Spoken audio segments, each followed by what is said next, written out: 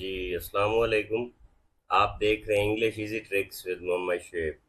تو آج جو ہمارا ٹاپک ہے وہ ہے یونٹ 10 ارتھ اینڈ انوائرمنٹ۔ اس کی ہم سمری کرتے ہیں۔ تو سمری میں جب بھی کراتا ہوتا ہوں پہلے بلٹ پوائنٹس میں کراتا ہوں، پھر اس کے بعد پیراگراف میں کراتا ہوں تاکہ اگر آپ نے لکھنی ہو تو آپ اپنے الفاظ میں لکھیں۔ تو ارتھ اینڈ انوائرمنٹ کی ذرا ہم سمری دیکھتے ہیں۔ سب سے پہلے تو اس میں بایو ڈائیورسٹی کی امپورٹنس بتائی جا رہی ہے کہ کتنا اگر ہمارے زمین پہ زندگی کا وجود ہی نہیں رہے گا تو پھر ہماری زمین کس کام کی۔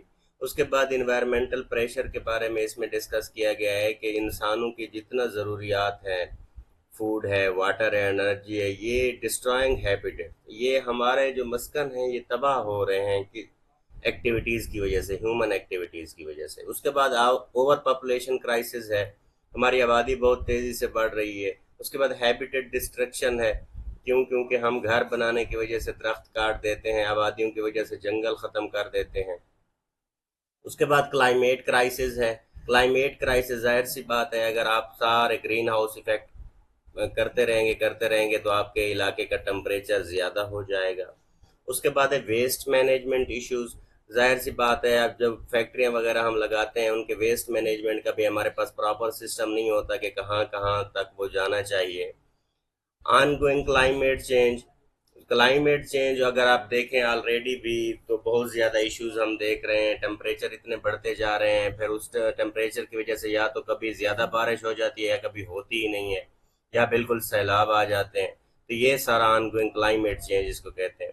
اس کے بعد ہے انٹر کنیکٹڈ امپیکٹس۔ اب دیکھیں بہت ساری چیزیں ملی ہوئی ہوتی ہیں۔ Climate change impacts the food production, تو ظاہر سی بات ہے کہ علاقے میں فصل اگی ہوئی ہے اور کلائمیٹ چینج کی وجہ سے طوفان آ گیا تو ظاہر سی بات ہے وہ فصل تو ختم ہو گئی۔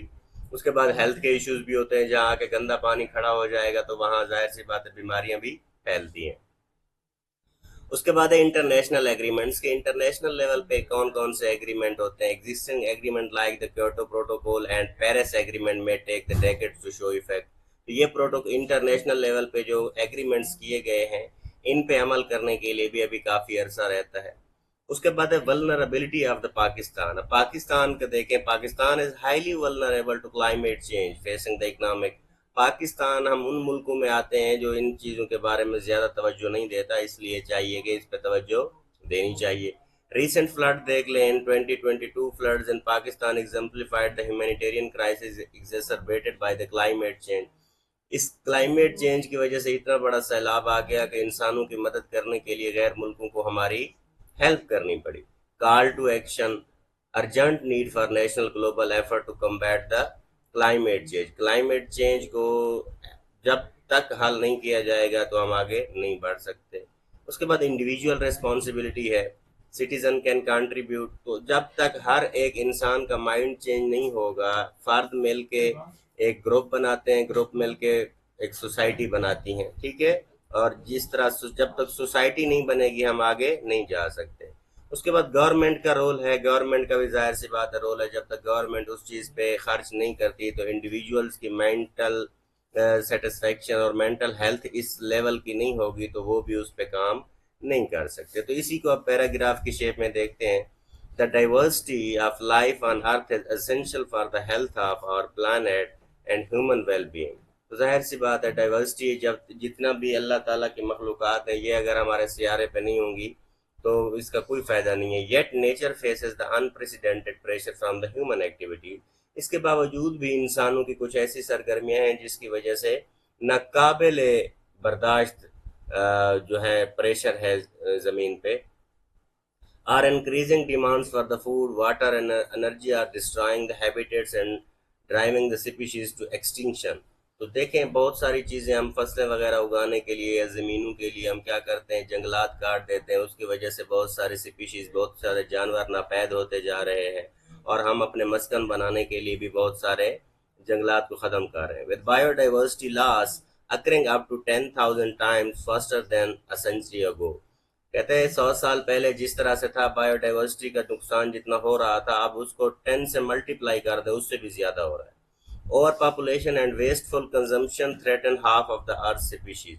اب یہ جو ویسٹفل مینجمنٹ ہے اس کی وجہ سے بھی کہتا ہے کہ زمین پہ جتنا زندگی ہے آدھی تعداد کی زندگی کو خطرہ ہے۔